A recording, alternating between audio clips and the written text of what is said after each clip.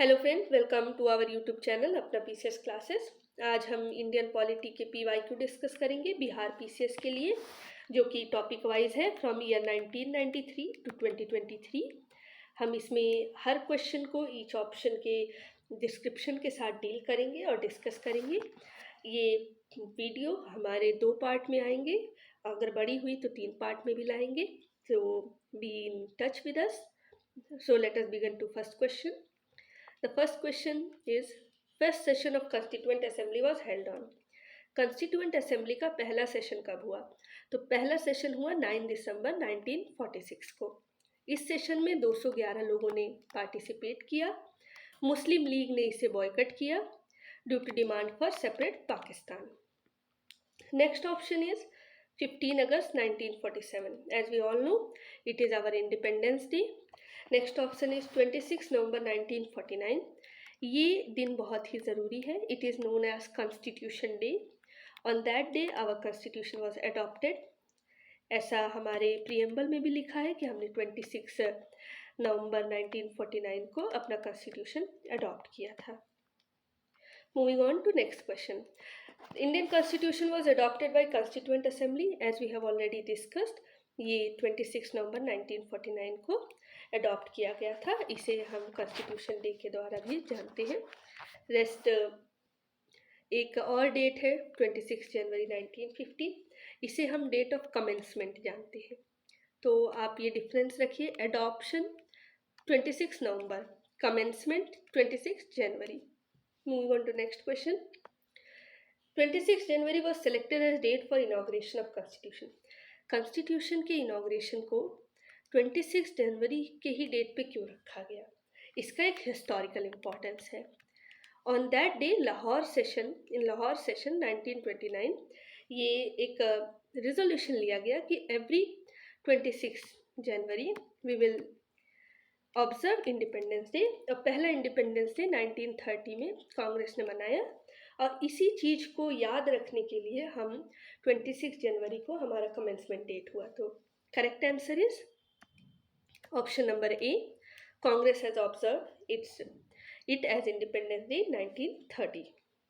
Next, moving on to next question.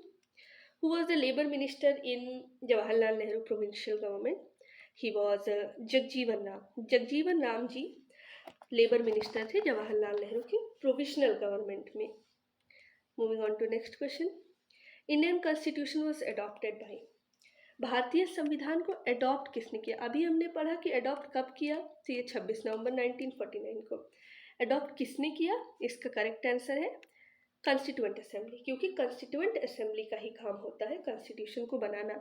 उस समय तक हमारा देश आज़ाद हो चुका था, तो ब्रिटिश पार्लियामेंट, गवर्नर जनरल, इनका कोई रोल नहीं था. और इंडियन पार्लियामेंट का रोल सिर्फ लॉ बनाने में होता है, कॉन्स्टिट्यूशन बनाने में नहीं.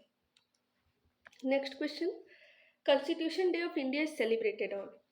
जैसा कि हम जानते हैं कि 26 नवंबर 1949 को हमारा कॉन्स्टिट्यूशन अडॉप्ट किया गया, तो उसी दिन हम कॉन्स्टिट्यूशन डे को मानते हैं. तो 26 नवंबर. Correct answer is B. Additional fact देख लेते हैं. 26 नवंबर 1949 को ये कॉन्स्टिट्यूशन हमारा अडॉप्ट किया गया और साइन किया गया मिस्टर राजेंद्र प्रसाद के द्वारा, जो कि हमारे फर्स्ट प्रेसिडेंट थे. एंड आफ्टर दैट जो बाकी सारे प्रोविजन है वो 26 जनवरी 1950 को फोर्स में आए. इसको कमेंसमेंट डेट कहते हैं. तो adoption date, commencement date are different. Moving on to next question. Who was the president of Indian national Congress at the time of partition of India? Partition of India के समय पे president हमारे थे जेबी कृपलानी जी. जेबी कृपलानी का नाम एक और चीज़ से एसोसिएट होता है. ये हेड थे सब कमिटी ऑन फंडामेंटल राइट. जो कॉन्स्टिट्यूशन बनाते समय कई कमिटियाँ बनी, उसमें ये सब कमिटी ऑन फंडामेंटल राइट के अध्यक्ष थे. Next. In Indian political system which one is supreme? भारतीय पॉलिटिकल सिस्टम में सुप्रीम कौन है? तो हमेशा हमारे कॉन्स्टिट्यूशन में, हमारे भारतीय पॉलिटिकल सिस्टम में कॉन्स्टिट्यूशन सुप्रीम है. कॉन्स्टिट्यूशन एक ऐसा चीज़ है जहाँ से सुप्रीम कोर्ट, पार्लियामेंट और एग्जीक्यूटिव हर कोई अपनी पावर लेती है. और ये कॉन्स्टिट्यूशन ही हमारे पूरे फ्रेमवर्क को बताता है कि हमारा पॉलिटिकल सिस्टम कैसा होगा, जुडिशरी कैसे होगी, एग्जीक्यूटिव की पावर क्या होगी, एवरीथिंग इस कॉन्स्टिट्यूशन से आता है। Next is which of the following statement is true? The federal form of government is in United state of America. ये स्टेटमेंट ट्रू है क्योंकि फेडरल फॉर्म का एक अच्छा उदाहरण यूनाइटेड स्टेट है। फेडरल फॉर्म होता क्या है? फेडरल फॉर्म में एक सेंटर होता है, एक स्टेट होता है, एक या कई सारे स्टेट होते हैं। अब ये जो सेंटर स्टेट की पावर जो है डिमार्केटेड होती है, अलग अलग होती है, और ये कौन बताता है कि किसकी क्या पावर है? कॉन्स्टिट्यूशन। इसीलिए देखिए 7th शेड्यूल में हमारे तीन लिस्ट दिए गए हैं कि किसकी क्या पावर है। इसके अलावा एक रिटन कॉन्स्टिट्यूशन होता है जिसमें ये बता देते हैं कि कहाँ किसकी कितनी पावर है। इसके अलावा एक जुडिशरी होती है इंडिपेंडेंट, क्योंकि अगर दो लोग के बीच में पावर का डिवाइड है तो फिर कभी ना कभी डिस्प्यूट आएगा, तो इस डिस्प्यूट को सॉल्व करेगा एक इंडिपेंडेंट जुडिशरी।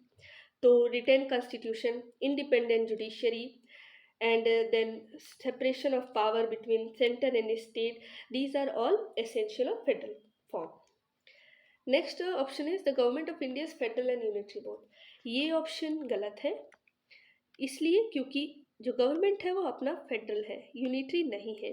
लेकिन कहीं कहीं कुछ सिचुएशन में यूनिटरी में चेंज हो जाता है, जैसे कि इमरजेंसी प्रोविजन हो गया, यहाँ पे ज़्यादातर पावर यूनियन को चली जाती है। इसके अलावा भी 2-4 सिचुएशंस हैं, तो इसलिए इसे हम ज़्यादातर समय क्वाजी फेडरल कहते हैं।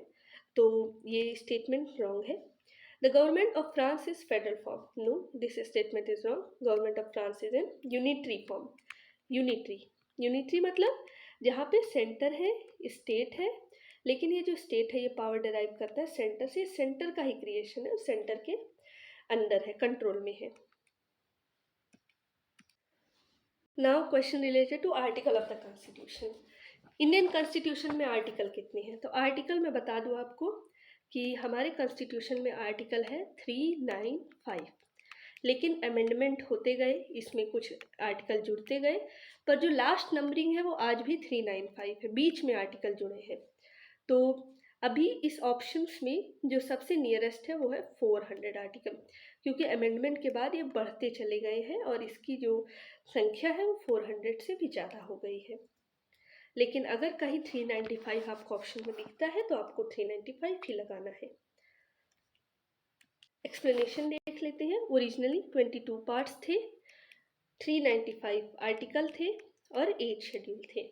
अब ये पार्ट्स 25 हो चुके हैं, शेड्यूल हमारे 12 हो चुके हैं और आर्टिकल की संख्या जैसे आपको बताई 400 से ज़्यादा हो चुकी है। Next question is related to same thing कि कितने आर्टिकल है कॉन्स्टिट्यूशन में। तो 395 आर्टिकल, 22 पार्ट एंड 12 शेड्यूल, ये हमारा करेक्ट आंसर है। और जो 25 पार्ट है वो बीच में जोड़े गए हैं, जैसे कि पार्ट 9A, पार्ट 9B, तो ये सब बीच के जोड़े गए हैं, लेकिन लास्ट जो पार्ट है उसका पार्ट नंबर 22 ही है। Moving on to next question. Union list, state list, concurrent list को एंट्रीज से हमको मैच करना है। तो ये लिस्ट पहले मैं बता दूं आपको कि ये लिस्ट 7th शेड्यूल में दी गई है।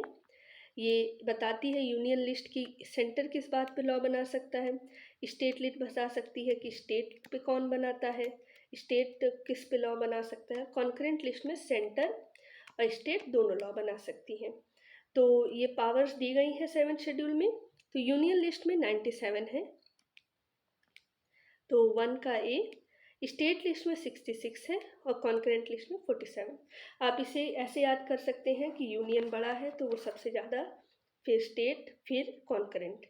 तो ओरिजिनली इसमें 100 थे यूनियन लिस्ट में, लेकिन अब ये 97 एंट्री हो गई है। स्टेट लिस्ट में 61 थे, अब 66 हो गई है। अब कॉन्करेंट में 52 थे, 47 हो गई है। अब सिंस कॉन्करेंट लिस्ट में स्टेट और सेंटर दोनों बना सकता है, तो अगर इन दोनों के बीच में कभी कॉन्फ्लिक्ट आया तो जीतेगा हमारा सेंटर। सेंटर के जो लॉ हैं वो प्रिवेल करेंगे। ठीक है। Next, prevention of cruelty to animal is listed in which list? अब ये टॉपिक है इस 7th शेड्यूल में किस लिस्ट में है? 3 लिस्ट है जैसे कि हम जानते हैं, एक यूनियन लिस्ट है, एक स्टेट लिस्ट है और एक कॉन्करेंट लिस्ट है।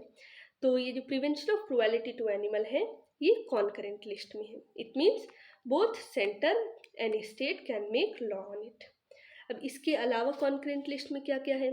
इसके अलावा है एजुकेशन, फॉरेस्ट, मैरिज, एक्सेट्रा।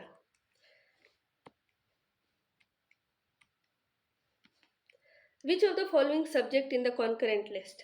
अब नेक्स्ट क्वेश्चन में कॉन्करेंट लिस्ट में क्या है, जैसा कि मैंने आपको बताया कि एजुकेशन कॉन्करेंट लिस्ट में है, बाकी एग्रीकल्चर और पुलिस जो स्टेट लिस्ट में है। इसके अलावा स्टेट लिस्ट में क्या है?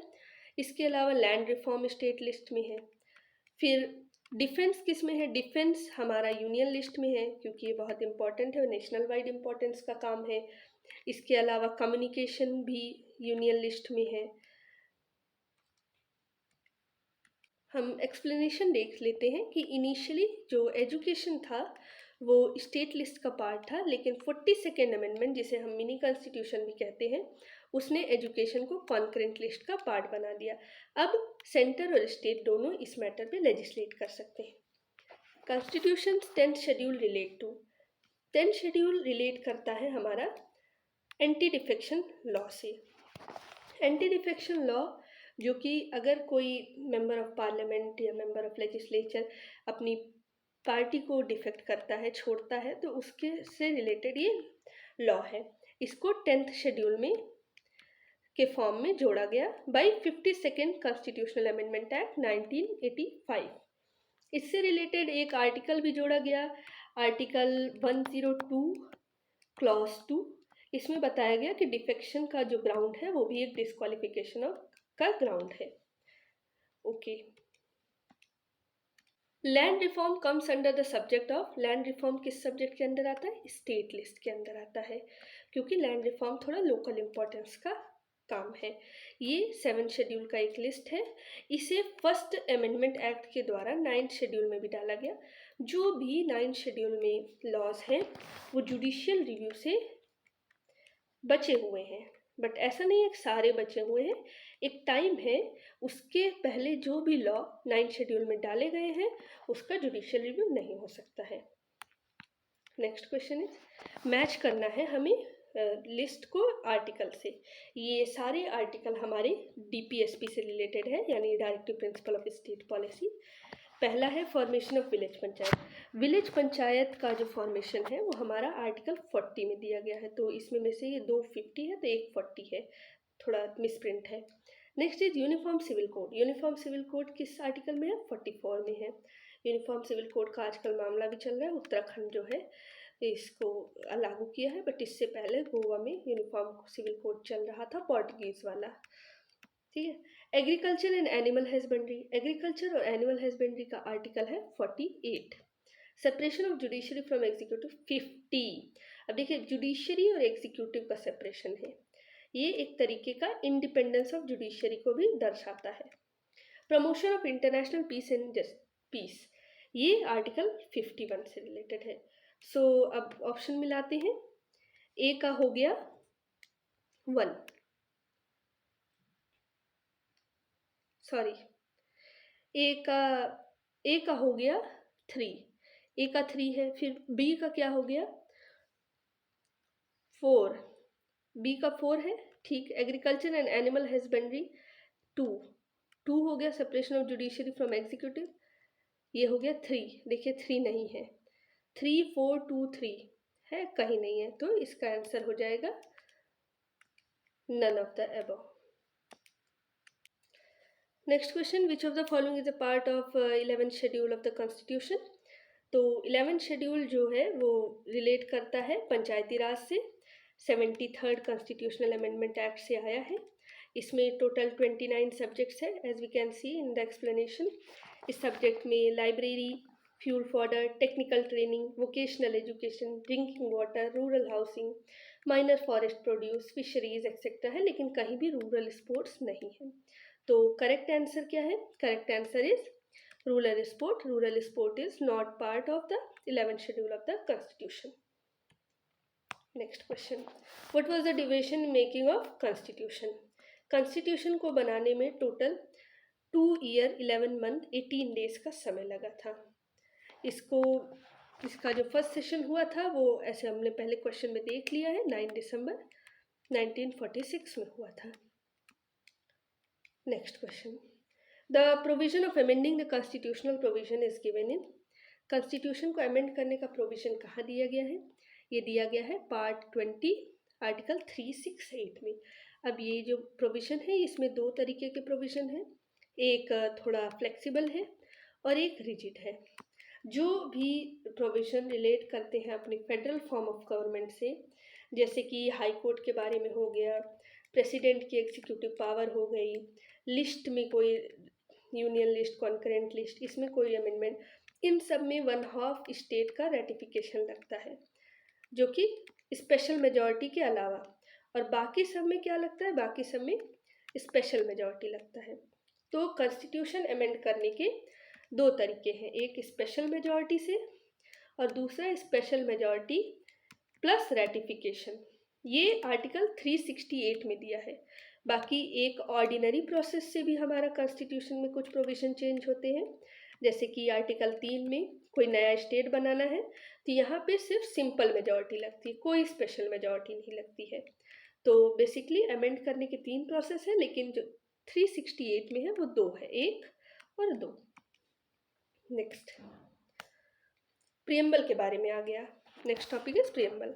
In the context of preamble of India which of the following sequence is correct? तो सीक्वेंस में हम ये याद रखेंगे SSS डॉक्टर DR। तो अब ये सोवरिन है, सोशलिस्ट है, सेकुलर है, democratic Republic, option number D. ये उसमें हमारे प्रियम्बल में ये मेंशन्ड है और हम इसको SSS DR के तौर पे याद रखेंगे। Next is consider the following statement regarding 42nd amendment. 42nd amendment जो हमारा है उसे मिनी कॉन्स्टिट्यूशन भी कहते हैं। ऑप्शंस देखते हैं। It added 3 word to the preamble, socialist, secular, integrity. क्या ये ऑप्शन सही है? हाँ बिल्कुल, ये 42nd अमेंडमेंट में ये तीनों शब्द को जोड़ा गया था। It added 8 fundamental duties to the constitution. गलत है ये ऑप्शन, क्योंकि उसमें पार्ट 4A जोड़ा गया जिसमें कुल मिला के 10 फंडामेंटल ड्यूटीज को जोड़ा गया। आफ्टर दैट 86 कॉन्स्टिट्यूशनल अमेंडमेंट आया और उसमें एक और फंडामेंटल ड्यूटी जोड़ दी गई। अब जो है 11 फंडामेंटल ड्यूटी हमारे कॉन्स्टिट्यूशन में है। Next is it added directive principle 39A, 43A, 47। 39A हमारा फ्री लीगल एड की बात करता है जिसे जोड़ा गया 42nd अमेंडमेंट से। 43A हमारा वर्कर्स का मैनेजमेंट में पार्टिसिपेशन की बात करता है, ये भी 42nd अमेंडमेंट से जोड़ा गया। इसके अलावा 47 पहले से था, ये नहीं जोड़ा गया। इसकी जगह जोड़ा गया था 48A आर्टिकल जो कि इन्वायरमेंट से, फॉरेस्ट से रिलेटेड है। Next is it granted power to the president in consultation with election commission to disqualify member of state legislature. ये ऑप्शन सही है क्योंकि ये आर्टिकल 103 में दिया गया है। इसे 103 को भी 42nd अमेंडमेंट ने चेंज किया था। तो अब क्वेश्चन क्या है, इनकरेक्ट कौन कौन से है? तो पहला तो करेक्ट है, दूसरा इनकरेक्ट है, तीसरा इनकरेक्ट है क्योंकि 47 तो पहले से था, और चौथा करेक्ट है। यानी 2 और 3 इनकरेक्ट है। तो option number C is correct. Next question is in which form is India declared a preamble of Indian constitution? जैसे हमने बता दिया है आपको, SSS doctor, sovereign, socialist, secular, democratic, republic, ये हमारा फॉर्म है एक याद करने का। जैसे कि हम प्रियम्बल पढ़ा देते हैं। प्रियम्बल में है we the people of India, हम भारत के लोग, having solemnly resolve to convert India into sovereign, socialist, secular, democratic, republic. यही क्वेश्चन में पूछा गया है।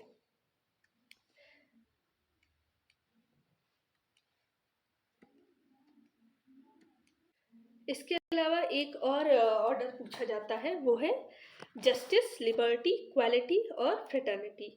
तो फ्रेटर्निटी तो सबसे लास्ट में होता है। अब जस्टिस, इक्वालिटी और लिबर्टी, ये इसका ऑर्डर कभी कभी पूछ लेता है, तो we will remember it by जली। तो जस्टिस, अब जस्टिस 3 प्रकार के, सोशल, इकोनॉमिक, पॉलिटिकल। लिबर्टी 5 तरीके के, thought, expression, belief, faith and worship. And equality, जली में ई होगा, equality of status and opportunity, and after last में फ्रेटर्निटी। तो ये ऑर्डर है।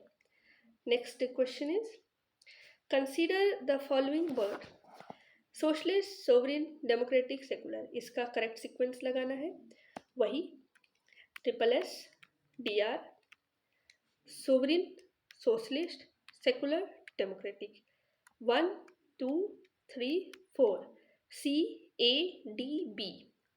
देखिए कहाँ है, CADB, option A is correct. Next is the term socialist was added in preamble by. Preamble में हमारे एक ही बार अमेंडमेंट हुआ है, दैट इज 42nd अमेंडमेंट। इसमें सोशलिस्ट, सेकुलर और इंटीग्रिटी शब्द जोड़े गए हैं। तो सोशलिस्ट प्रियम्बल में 42nd अमेंडमेंट।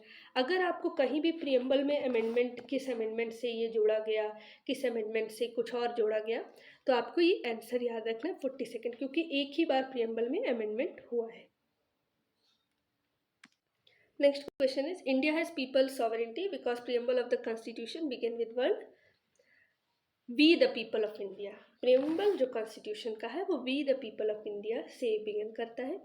इसका मतलब यही है कि जो sovereignty है वो लोगों में, citizens में reside करते हैं। ये किसी बाहरी पावर से नहीं बल्कि हमारे constitution से govern होते हैं। Next question is Which of the following characteristic is not true form of unitary government? Unitary government का क्या फीचर्स हैं, ये बेसिकली उसी पे क्वेश्चन है। तो swift decision, flexibility, ideal for large country, uniformity of law, none of them. So see the characteristic of unitary form of government are strong center, single constitution, flexibility of constitution, emergency provision, single citizenship, integrated judiciary, all India services, integrated audit machinery, parliamentary authority over stateless, appointment of governor, integrated election machinery, veto over state bill। कहने का मतलब कि जो centre है that is all powerful.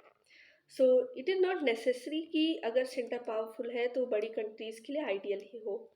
So the option third is the correct answer. It is not a true for unitary form of government. Otherwise बाकी options correct है, क्योंकि centre एक डिसाइडिंग फैक्टर रखता है तो यूनिफॉर्मिटी ऑफ लॉ रहेगा। Constitution वहाँ का फ्लेक्सिबल होता है। सिंस एक ही अथॉरिटी है तो डिसीजन भी स्विफ्ट लिए जा सकते हैं। So the correct answer is C. Moving on to next question. The democracy of India is based on the fact that constitution is written, fundamental right has been provided, public enjoy the right to choose and change the government, directive principle of state policy has been there। तो देखिए democracy क्या होता है। Democracy is government by the people, for the people and to the people. तो government जो है वो people से ही चलती है। तो पीपल कौन है, वो डिसाइडिंग फैक्टर है। और डेमोक्रेसी इसीलिए इंडिया की भी बेस्ड है। Public enjoy the right to choose and change the government. Correct option is C. C. Next question. Which of the following statement is correct in regard to parliamentary form of government. Parliamentary form of government में क्या जो correct है। Legislature is responsible to judiciary, the legislature is responsible to executive, the legislature and executive are independent, president is responsible to judiciary, none of the above। इसका correct answer होगा none of the above, क्योंकि parliamentary form of government में जो executive होते हैं वो legislature का ही part होते हैं और एग्जीक्यूटिव लेजिस्लेचर के लिए रिस्पॉन्सिबल होते हैं। लेजिस्लेचर को ये उल्टा लिखा है, legislature is responsible to executive, no, executive is responsible to legislature. और जो एग्जीक्यूटिव और लेजिस्लेचर है इनमें एक ओवरलैपिंग होती है। जैसे कि हमारे पीएम है, वो यहाँ संसद के भी मेंबर है, साथ ही साथ वो पीएम है, यानी वो लेजिस्लेचर के भी मेंबर है, एग्जीक्यूटिव के भी मेंबर है। तो इसलिए लेजिस्लेचर और एग्जीक्यूटिव इंडिपेंडेंट नहीं होते हैं। ये इंडिपेंडेंट नहीं होते हैं, ये डिपेंडेंट होते हैं। इसके अलावा ये जो इंडिपेंडेंट वाला प्रोसीजर है ये प्रेसिडेंशियल फॉर्म ऑफ गवर्नमेंट में होता है। Okay, next question is what is the nature of Indian constitution. जैसे कि हमने बताया आपको, इंडियन कॉन्स्टिट्यूशन मेजरली फेडरल है, लेकिन कुछ ऐसे समय आते हैं जहाँ पे वो फेडरलिज्म चेंज होके यूनिटरी में आ जाता है। जैसे कि इमरजेंसी प्रोविजन में जो सेंटर है वो स्टेट लिस्ट पे लॉ बना सकती है। इसी के तरह अगर कोई स्टेट इमरजेंसी है तब भी लॉ बना सकती है स्टेट लिस्ट में। इंटरनेशनल ट्रीटी और ऑर्गेनाइजेशन, इंटरनेशनल ट्रीटी कन्वेंशन को इन्फोर्स कराने के लिए स्टेट लिस्ट में लॉ बनाया जा सकता है। राज्यसभा अगर रिजोल्यूशन पास कर दे कि नेशनल इंटरेस्ट में लॉ बनाना ज़रूरी है किसी स्टेट लिस्ट में, तो भी जो सेंटर है वो लॉ बना सकता है। तो ये सब कुछ सिचुएशंस हैं जो कि एक फेडरल फॉर्म को यूनिटरी स्पिरिट में बदल देती है। तो basically Indian constitution is federal in nature but unitary in spirit. So friends, ये कुछ टॉपिक्स के क्वेश्चन हमने डिस्कस किए हैं। बाकी टॉपिक्स के क्वेश्चन हम नेक्स्ट वीडियो में डिस्कस करेंगे, और ऐसे आपको बहुत कॉन्साइज वे में सारे टॉपिक्स को कवर करा देंगे, बहुत ज़्यादा से ज़्यादा 4-5 वीडियो में। सो आप बने रहिए। Thank you, have a good day.